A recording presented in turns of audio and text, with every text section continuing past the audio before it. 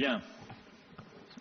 Mesdames, Messieurs, j'ai été très heureux donc de recevoir à Paris aujourd'hui Jens Stoltenberg et je le remercie de cette visite. Nous avions eu l'occasion de nous rencontrer et d'échanger lors de la réunion spéciale des chefs d'État et de gouvernement à l'OTAN le 25 mai dernier.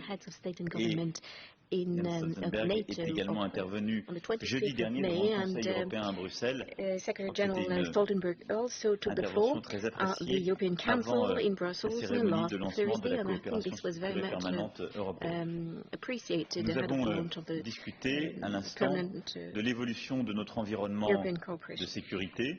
Nous avons ainsi pu aborder l'ensemble des grands sujets qui vont nous occuper dans les semaines et mois qui viennent, alors que nous entrons dans la phase préparatoire du sommet de l'OTAN de juillet 2018. Je pense notamment à la posture de dissuasion et de défense de l'Alliance, au rôle de l'OTAN en matière de renforcement des capacités de nos partenaires, y compris dans le cadre de la coalition contre Daesh, ou encore à l'adaptation des structures de l'organisation. Je pense que l'OTAN a un rôle extrêmement important à jouer, évidemment dans la guerre contre Daesh dans la zone irako-syrienne, dans l'après-guerre dans la zone aussi, pour continuer à construire des capacités de sécurité propres justement sur place, mais également en Afghanistan et dans tous les théâtres d'opération qui pourraient intervenir post-conflit, qui sont de nouveaux théâtres d'opération et nous avons décidé là-dessus d'échanger de manière très régulière, mais plus largement nous avons évoqué l'ensemble des zones de tension proches au Moyen-Orient et en Afrique, parce que je pense qu'il est important d'avoir cet échange stratégique. Cette rencontre a aussi été pour moi l'occasion de rappeler la place particulière qu'occupe la France dans l'Alliance. La France considère, et d'ailleurs la revue stratégique dont vous avez dû parler hier soir avec la ministre des Armées vient de le rappeler, que l'OTAN joue un rôle essentiel dans la défense et la sécurité de l'Europe. Et cette organisation militaire est aussi une manifestation concrète du partenariat qui nous lie aux États-Unis et au Canada, auquel je suis tout particulièrement attaché. J'ai pu réaffirmer également au secrétaire général de l'OTAN que la France restera un allié indépendant, exigeant mais crédible au sein de l'Alliance. Et la prochaine loi de programmation militaire sera à cet égard un jalon important pour porter à horizon 2025 les ressources de la défense à 2% de la richesse nationale. C'est un engagement que j'ai pris et nous nous mettons en capacité de le tenir. Et nous sommes par ailleurs le troisième contributeur au budget de l'OTAN. Nous sommes un des rares alliés à disposer d'un outil de défense éprouvé, couvrant l'intégralité du spectre des capacités militaires et fortement engagé en opération au service de la sécurité de la France, de l'Europe et de l'Alliance. J'ai également pu réaffirmer la volonté de la France de continuer à contribuer au dispositif de l'Alliance dans le cadre de la défense collective, comme nous le faisons aujourd'hui en Estonie avec la mission Lynx dans le cadre de la présence avancée renforcée. Je me suis d'ailleurs rendu il y a quelques semaines auprès de nos troupes sur place et j'ai vu la qualité de l'organisation du travail qui était mené. Je voudrais pour terminer rendre hommage au secrétaire général pour nous avoir libérés d'un débat stérile qui avait jusqu'ici fortement handicapé la réflexion collective sur les questions militaires. Le débat consistant à savoir si l'OTAN était compatible avec une Europe de la défense. Et vous avez admirablement montré la semaine dernière en vous exprimant devant les chefs d'État et de gouvernement que oui, de manière très décomplexée, ça me convient. Et vous l'avez rappelé lors de notre échange, une Europe de la défense, c'est une Europe qui se met en capacité de contribuer beaucoup plus efficacement à sa propre sécurité et d'être une composante efficace et crédible au sein justement de l'Alliance. C'est sous votre impulsion, chère Jens, que les relations entre l'OTAN et l'Union européenne se sont formidablement améliorée et c'est grâce à cela aussi que les deux organisations peuvent aujourd'hui collaborer et que l'Union européenne a pu avancer vers la coopération structurée permanente que nous avons installée la semaine dernière, à laquelle, vous savez, je tiens beaucoup, parce que nous avons pu convaincre l'ensemble des États membres que cette initiative était compatible avec l'OTAN. Je me réjouis à nouveau, Monsieur le Secrétaire Général, cher Jens, de votre présence aujourd'hui. Je voudrais à nouveau General. I'm once again very pleased to receive you here, and allow me to congratulate you on your re-election. And let me tell you that we will continue to work together closely still in full trust for the purpose of preparing for the next summit of the Alliance. Thank you very much and welcome. Merci, Monsieur le Président. And dear Emmanuel, it's really a great pleasure to be here in Paris and to meet with you, not least because of your strong personal commitment to multinational institutions, to international cooperation, and to NATO as a transatlantic alliance. And also, I would like to thank you for your strong commitment to the idea of modernization, both modernizing the French society, but also supporting the efforts to modernize the NATO alliance. And France is a key NATO ally. You provide robust forces and capabilities. You have proven again and again a strong will to deploy forces when needed, and by this you really contribute significantly to our collective defense. France is also contributing in other ways. You are one of the lead nations for our very high readiness joint task force. You contribute forces to our increased presence in the eastern part of the alliance. I met French troops in Estonia recently, committed professional troops, and you will also contribute with forces to Lithuania next year. France is also playing a key role in the fight against terrorism. You have a significant presence in Sahel, and you play a very important role in the global coalition to defeat Daesh, Iraq, and Syria. France is also leading by example, by a very strong and clear commitment to meet the guideline of spending 2% of GDP on defense. So France is really a highly valued NATO ally. We just had an excellent discussion, and we addressed how we can make sure that NATO continues to adapt. NATO has already responded to a more demanding and challenging security environment, which we have seen not least since 2014. We have implemented the biggest reinforcement of our collective defense since the end of the Cold War, and we have stepped up our efforts to fight international terrorism. But we need to do more, and we discussed the next steps in this adaptation, including the NATO command structure and how we can do more in the fight against terrorism. And I strongly believe that one of the best weapons we have in the fight against terrorism is to train local forces, is to build local capacity, to enable local forces to stabilize their own countries. And that is exactly what NATO is doing in Afghanistan, in Iraq, and also what we have done before in the Balkans, and as a member of the global coalition to defeat ISIS or Daesh. We are now looking into how we can step up our efforts to train Iraqi forces to help them stabilize their own country. Then, as you mentioned, we also addressed NATO-EU cooperation. And I welcome the fact that we have been able to lift NATO-EU cooperation up to a new level, and that we are working together on many issues, including hybrid, cyber, fighting terrorism, and also military mobility. I am a strong believer in stronger European defense. NATO has actually called for stronger European defense for a long time. And when Europe now is stepping up, we should welcome those efforts. Because stronger European defense, more defense cooperation within the European Union, can give more defense spending, more capabilities, and fairer transatlantic burden sharing within the alliance. We only have to make sure that what we do is complementary, that we don't compete, but that we work together and avoid duplication. So I really appreciate the close cooperation with France, and I look forward to continue to work with you. And I look forward to welcoming you to Brussels to the summit next July next year. So thank you so much. Are there any questions? It's Johan Falnes from the Norwegian News Agency. Sorry for speaking in English. Mr. President, let's continue the pointless debate for a bit. If your visions for European defense become a reality, to what degree will Europe still be dependent upon non-EU allies for its security?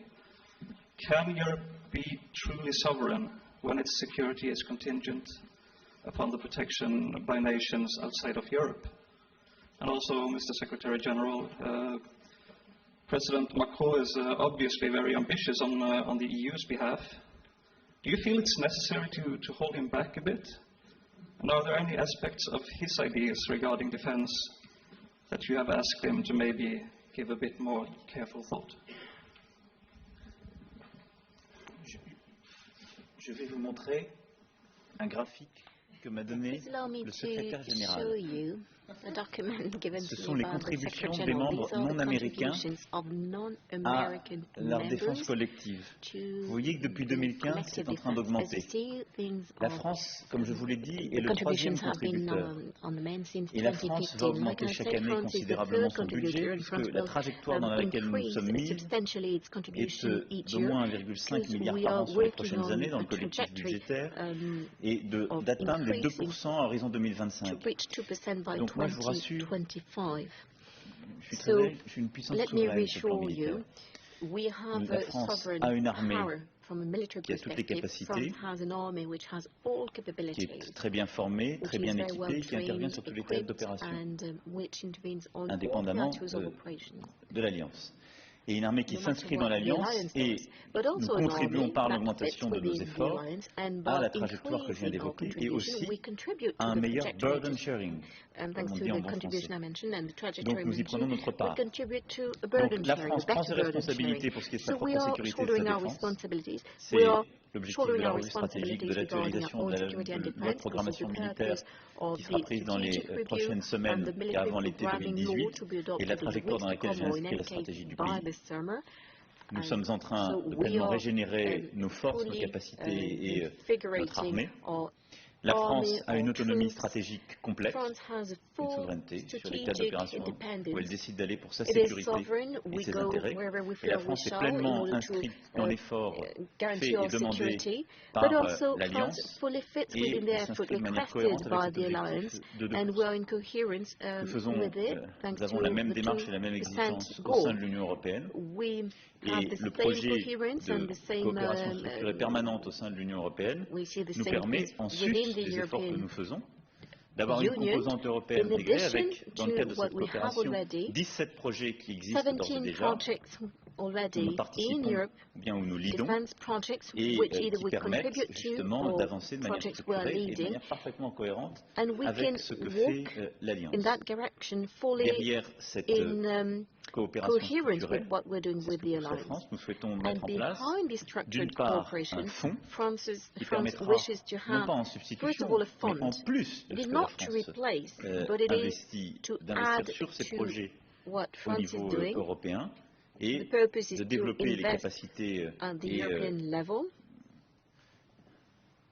les modes d'intervention communs. C'est l'objectif de l'initiative que j'ai lancée à la Sorbonne et qui constitue une première phase de discussion entre les ministres de la Défense. Donc qu'il s'agisse du niveau national, du niveau européen ou de notre place au sein de l'Alliance, nous nous donnons les moyens de tenir justement les opérations, la stratégie qui correspond au discours que j'ai eu en augmentant substantiellement nos moyens, nos capacités et notre contribution. I'm not concerned about the fact that President Macron has great ambitions on behalf of European defense. I actually welcome that because there is no contradiction between strong Europe and a strong transatlantic bond. Actually, the stronger Europe, the stronger the transatlantic bond will be, because stronger Europe will contribute to fairer burden sharing and more balanced burden sharing. So there is in no way we have to choose between either strong Europe or a strong transatlantic bond. I think that very well goes together. And that has been my main message since I started as Secretary General, that NATO should welcome stronger Europe, because that will strengthen the European Union, it will strengthen Europe, and also strengthen the burden sharing within the transatlantic alliance. And I welcome also the fact that the European Union are now looking into concrete projects on how to develop new capabilities, because these capabilities will strengthen European defense, and that will strengthen the European pillar inside NATO. And there is no way we should have competition between NATO and the European Union, partly because we know that more than 90% or 94% of the people in the European Union, they live in a NATO country.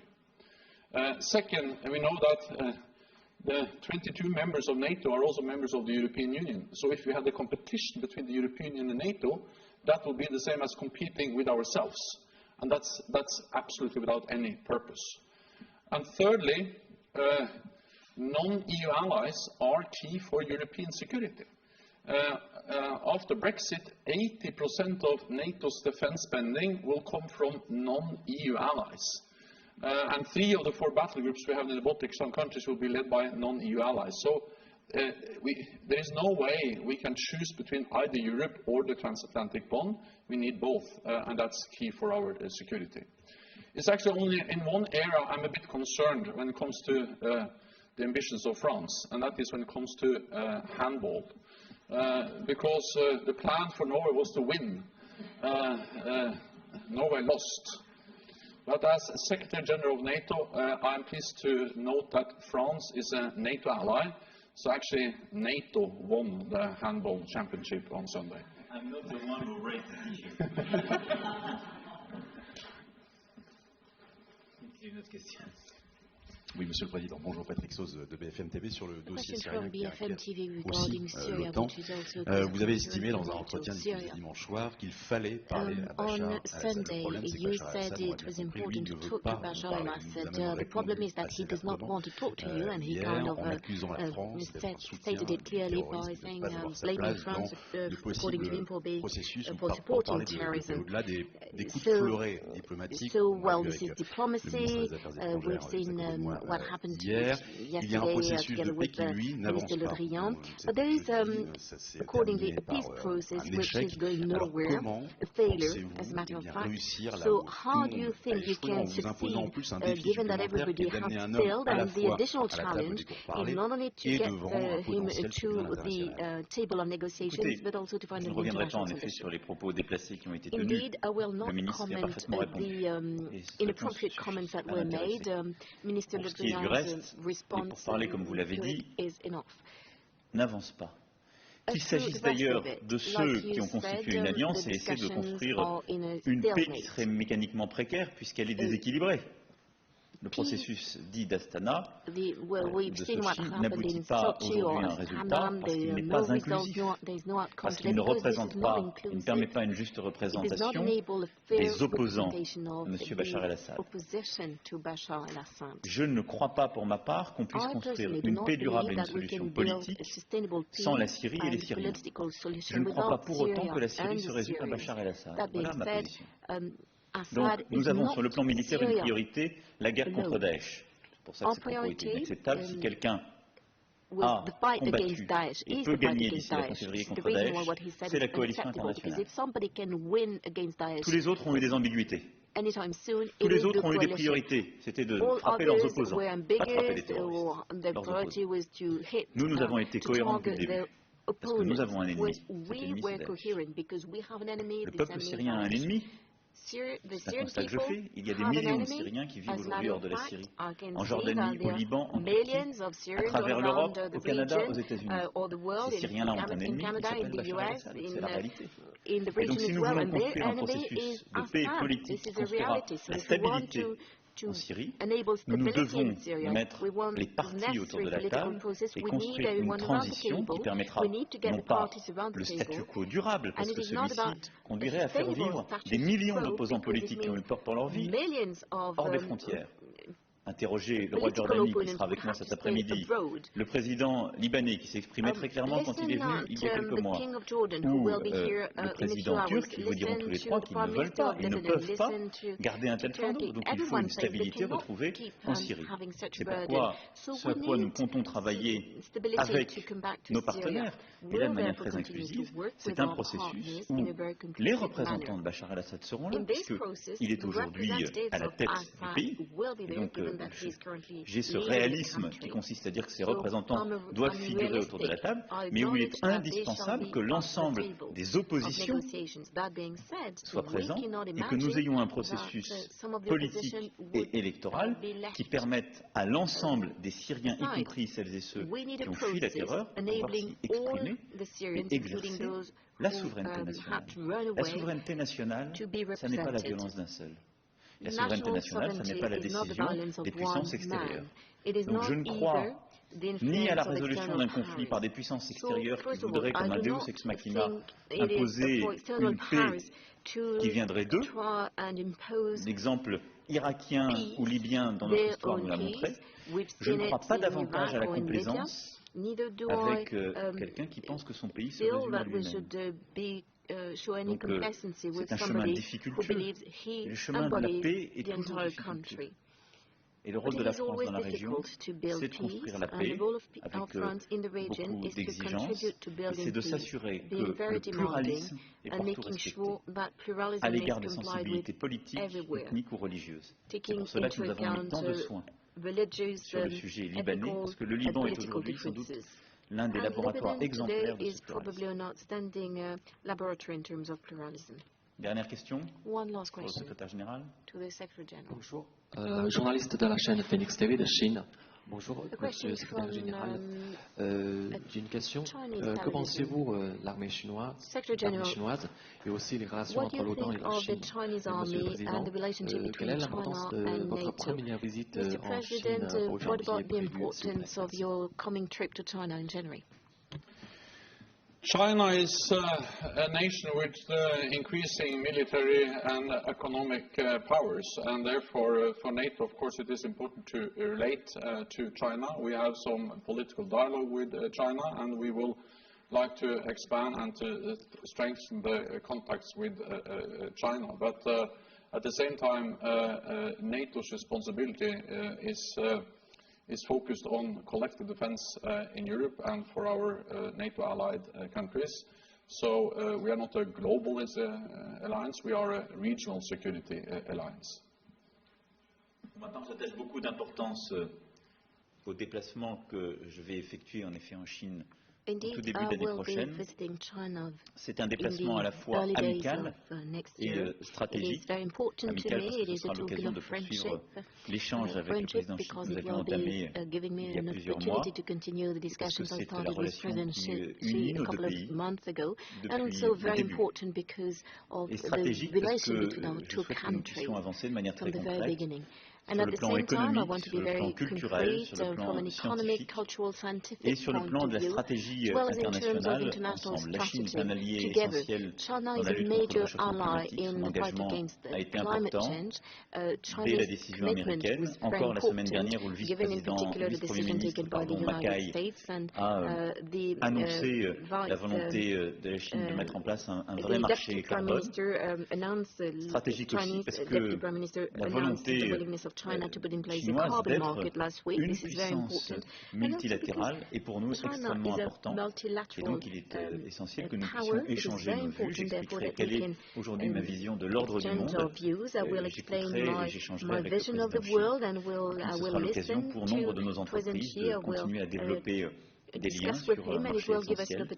Moi je vois ce déplacement comme celui ouvrant une page de notre histoire commune marquée par l'ambition partagée et la réciprocité. Merci pour votre attention. Merci beaucoup.